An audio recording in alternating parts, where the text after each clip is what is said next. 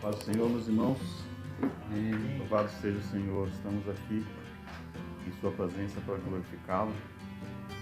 Só fazer um ajuste aqui. Glória a Deus. Aleluia. Bendito seja o Senhor para sempre. Vamos testar aqui a nova tecnologia aqui. Vamos tentar pôr a palavra aqui em cima para os irmãos acompanharem, né? Já conseguiram colocar o louvor, né? Vamos colocar agora o versículo. O texto base para a nossa meditação hoje é justamente o texto da ceia do Senhor. Vamos cear hoje, amém? Está lá em 1 Coríntios 11. Eu quero ler com os irmãos aqui a partir do versículo 24. Amém? Será que vai aparecer aqui? Não vai aparecer ninguém.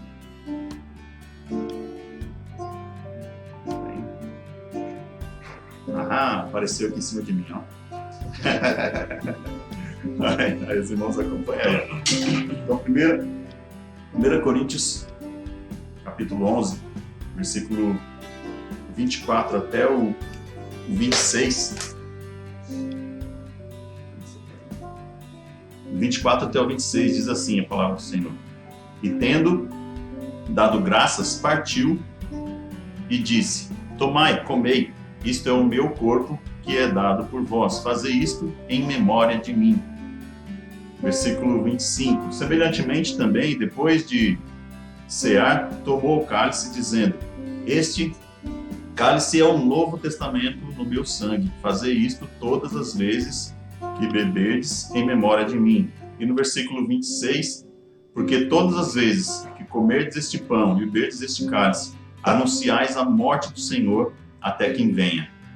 Só até aí por enquanto, para que nós possamos meditar. Vamos orar mais uma vez? Aleluia. Senhor, maravilhoso Deus, Pai nós te amado, glorificamos, ó Pai, por Deus, teu grande Deus, amor, por tua Deus, bondade, a sua misericórdia, porque o Senhor é o Deus, Deus canal, que Deus, liberta, que cura, que para transforma. falar, ó Deus, Maior as amor nossas não há, orações. Senhor Deus, do que esse Ah, de tua ter entregado o igreja, segundo Jesus. Filho por nós, Senhor Fala Deus, para conosco, morrer em ainda, nosso continua lugar. falando, Que ó possamos De compreender, uma forma Senhor Deus, linda, a tua poderosa, palavra, Pai, em nome e de muito Jesus. mais do que ter o entendimento, Peço a Deus que a tua querido, palavra que possa, o Senhor Senhor Deus, fazer estenda as parte tuas do mãos, nosso Pai coração, amado. Senhor, em nome de Prepara os Jesus. corações para que Aleluia, teus filhos Senhor. possam Louvado ouvir a seja tua o nome palavra, do Senhor. Deus. Em Aleluia. nome de Jesus. Glórias ao Senhor. Para sempre. Meus irmãos, veja o que o apóstolo Paulo está trazendo à memória aqui da igreja de Corinto. Estava acontecendo alguns problemas na igreja de Corinto. De Corinto, né? Na igreja de Corinto. Estava acontecendo alguns problemas lá e no começo desse capítulo, ele está justamente repreendendo a igreja porque eles estavam no momento de se reunirem para cear, né, e participar da ceia do Senhor, estava tendo um ato praticamente oposto do que esse que nós acabamos de ler aqui. Eles estavam, cada um, pensando só em si mesmo. Aqueles que tinham maiores condições, eles comiam em abundância, e Paulo usa até a palavra se embriagam, enquanto que os outros que eram mais pobres passavam até sem comer. Então, Paulo ele começa então a explicar, veja, olha, eu quero explicar para vocês o que realmente eu recebi do Senhor, e para que vocês entendam qual é o propósito da ceia do Senhor. E é isso que eu quero focar. Vamos focar no propósito. Para que existe a ceia do Senhor? A ceia do Senhor, meus irmãos, é como um ritual. O que é um ritual? O dicionário você vai encontrar lá que ele é um conjunto de práticas, de regras, de etapas que você executa algo. Então, por exemplo, algumas pessoas toda manhã acordam, vão escovar o dente, ou tomam banho, depois vão tomar o café da manhã, depois vão para o trabalho. Isso você faz sempre na mesma ordem, na mesma sequência, quase que automático, sem perceber. Isso é um ritual movido pelo hábito. Então, é um ritual.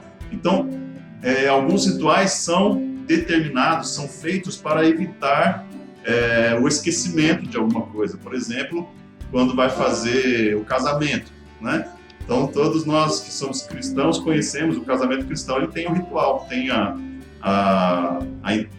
entrada dos padrinhos, depois a entrada dos pais, depois entra o noivo, depois entra a noiva, aí com aquelas músicas, e tem aí o que está dirigindo ali, né, o padre ou o pastor, ele faz uma ministração de uma palavra ali naquele momento, e cada um faz os seus votos naquele momento, a sua aliança, e troca as alianças.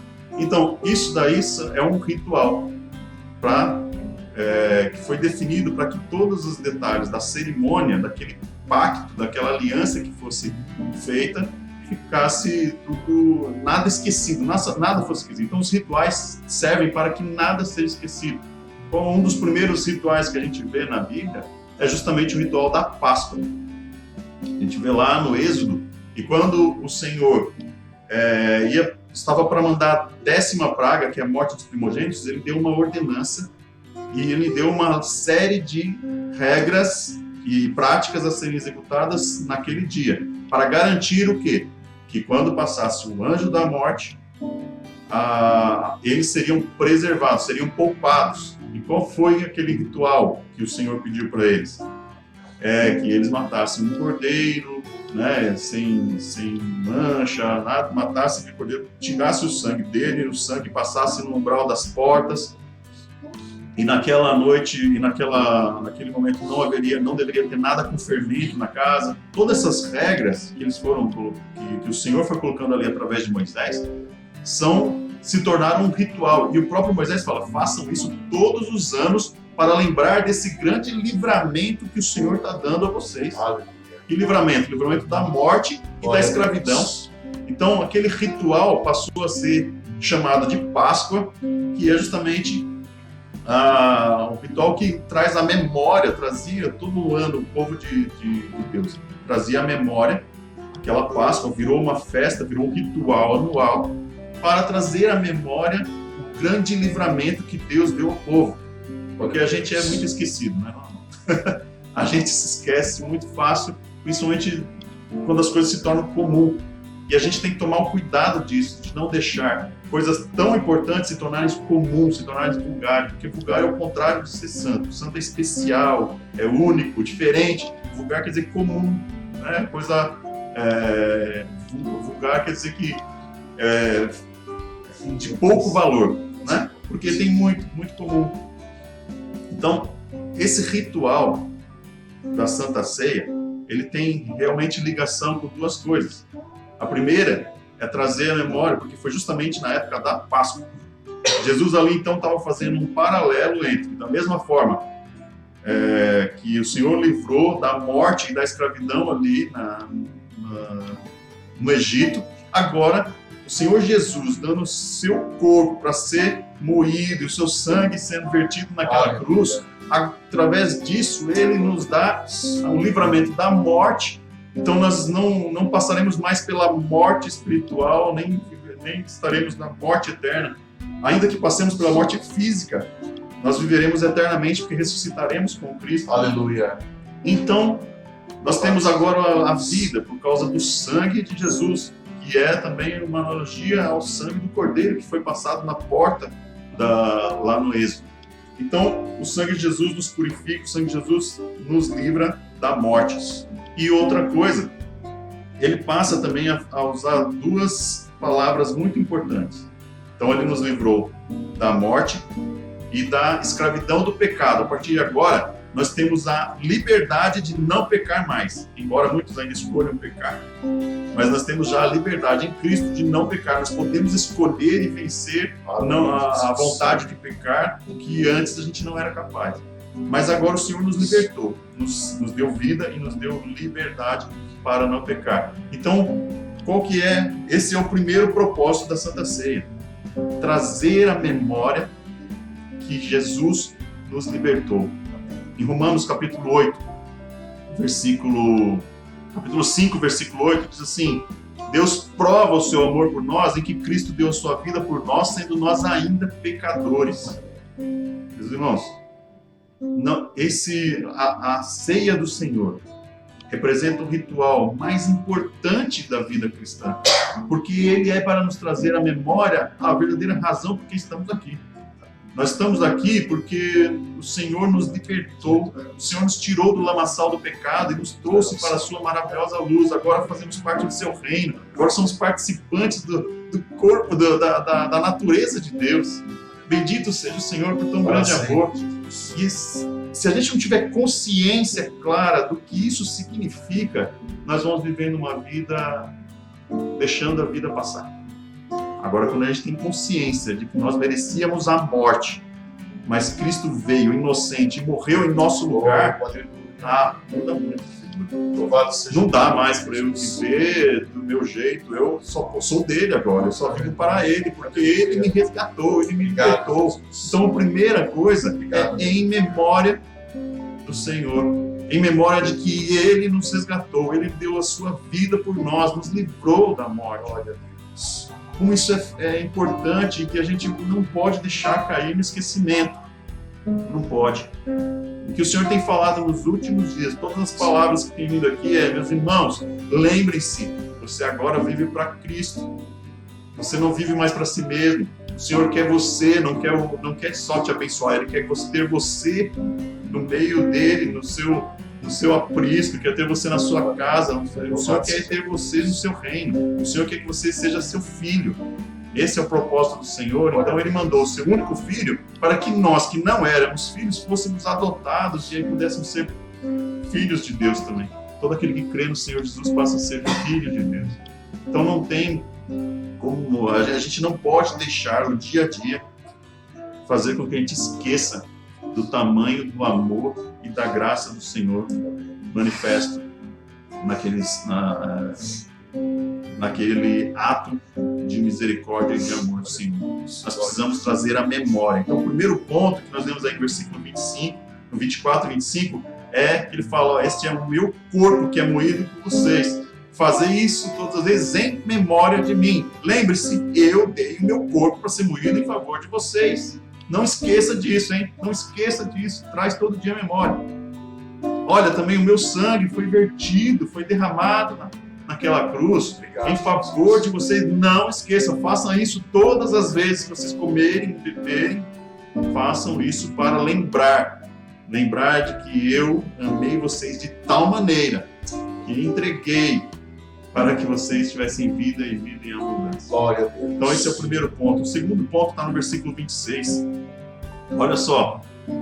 Todas as vezes que vocês comerem este pão e beberem este cálice, vocês anunciam a morte do Senhor até que Ele venha.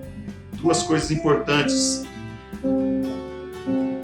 Não só trazer a memória, a razão da nossa existência, da nossa vida, do nosso levantar cada dia, mas também, cada vez que nós fazemos isso, nós proclamamos, anunciamos que o Senhor deu a vida por todo ser humano, porque Deus amou o mundo de tal maneira que deu o seu Filho unigênito para que todo aquele que nele crê não morra, mas tenha vida eterna. É todo aquele que nele crê. Então nós precisamos anunciar, através dessa prática, desse ritual que a gente faz, a gente vai trazendo a memória e anunciando às pessoas por que nós fazemos isso. Quando pergunta por quê, aí os nossos filhos, né, a gente já vai desde pequeno fazendo esse ritual e eles vão presenciando isso, mas por quê? E a gente vai falar assim, porque Cristo deu a sua vida por nós. E aí a gente vai anunciando o Evangelho. E o segundo ponto é até que Ele venha. É até que Ele venha. Fazer tudo isso até que Ele venha. Duas coisas importantes aí. Não parar de trazer a memória que o Senhor vai vir. O Senhor vem, Ele prometeu, Ele vem. E a outra coisa é anunciar a vinda do Senhor. Ele está vindo, Ele está próximo. Aleluia. Então nós temos que arrebanhar, levar o Evangelho do Senhor ao máximo de pessoas que pudermos, para que eles reconheçam o tamanho do amor de Cristo por nós, por eles também, e se entreguem, se rendam ao Senhor, e assim também tenham a salvação eterna. E assim também possam usufruir da natureza de Deus, assim também possam alcançar a graça e a misericórdia do Senhor, que está à disposição, mas cabe a nós, como filhos do Senhor, que recebemos esse ritual do próprio Cristo, para fazermos isso como uma forma de anunciar e proclamar o Evangelho da salvação, que resgata todo aquele que se achega ao Senhor. Faça isso em nome de Jesus. Não esqueça que o Senhor quer que nós não percamos nunca da nossa memória, do nosso entendimento, do nosso coração, quem Ele é, quem nós somos e qual é a nossa missão. Louvado seja em nome de Jesus, que o Espírito Santo possa tocar no seu coração, inquietar o seu coração. E eu quero, para concluir, falar um pouco sobre a questão de examinar-se. Entendendo que o Senhor nos resgatou, nos libertou do pecado. Paulo ele vem aqui exortando e falando assim, ó, não se esqueçam, o propósito é esse. Vocês não podem esquecer disso. Não, você não pode comemorar um ritual que fala da total abnegação e altruísmo do Filho de Deus por amor de você e esquecer do seu próximo. É basicamente isso que Paulo está falando. Vocês estão esquecendo do próximo. Ei, quando vocês forem, não façam de forma indigna, não façam de forma a negligenciar o corpo de Cristo. E qual que é essa negligência? É justamente a gente não reconhecer o propósito desse ritual e do propósito da morte de Cristo em nossas vidas. É por amor a nós e aos outros. É cumprir o primeiro mandamento de amar a Deus com todo o nosso corpo, com todo o nosso entendimento, nossa mente, nosso coração e amar o próximo por nós mesmos. Obrigado, Jesus. E aí, Paulo ele fala o seguinte, examine-se, pois, o homem a si mesmo, e então coma do pão e beba do cálice. O que isso significa? Eu vou tocar nesse assunto porque tem me incomodado muito esse negócio politicamente correto. Tem pessoas que pegam algumas palavras, pegam apenas um sentido dessas palavras e transformam isso em doutrina. Meus irmãos, quando o Senhor fala, não julgueis para que não sejais julgados, o que ele está falando? Você não pode pegar essa palavra e falar assim, tá vendo? Você não deve julgar ninguém. Peraí, e a continuação do texto, o que ele fala? Ele fala assim, olha, porque se vocês julgarem, se vocês julgando fazem a mesma coisa, vocês estão condenando a vocês mesmos. Ele fala assim, antes, não tente tirar o cisco do olho do seu irmão, você tem uma trave no seu olho. Tira primeiro a trave do seu olho para que então você possa tirar o cisco do olho do seu irmão. Então, o que eu quero dizer com isso? Que quando a palavra fala sobre julgar, tem dois tipos de julgar. Tem dois tipos. O primeiro é a questão da análise. Né? Se a gente falar do julgamento como um todo, aí no processo judicial, ele tem 3 etapas. Tem que ter uma acusação, aí tem que ter um julgamento em si, e depois a condenação ou absolvição. Então, se você chamar todos esses 3 de julgamento, tá certo. Mas o julgamento mesmo é a segunda fase, que é analisar se aquela acusação tem sentido ou não, se aquela acusação está certa ou não, se bate com as leis ou não, se foi descumprido a lei ou não. Então, quando o Senhor fala que nós não devemos julgar, ele está falando nesse sentido. Não adianta eu chegar para uma pessoa e acusar ela de alguma coisa que eu mesmo estou praticando, porque com aquilo que eu mesmo acusar, eu seria acusado. É esse o cuidado que o Senhor Jesus está falando. E então, nesse momento aqui, Paulo, o que ele fala? Julgue a si mesmo primeiro. Julgue a si mesmo. Você está fazendo de forma digna, você está reconhecendo que esse ato de cear, de participar do corpo de Cristo, ou a importância disso, ou você está negligenciando, igual o povo de Corinto estava fazendo. Comemorando a morte e a ressurreição, a misericórdia e o amor de Deus representada nisso, agindo sem misericórdia e sem amor para com o próximo. Então isso é negligência.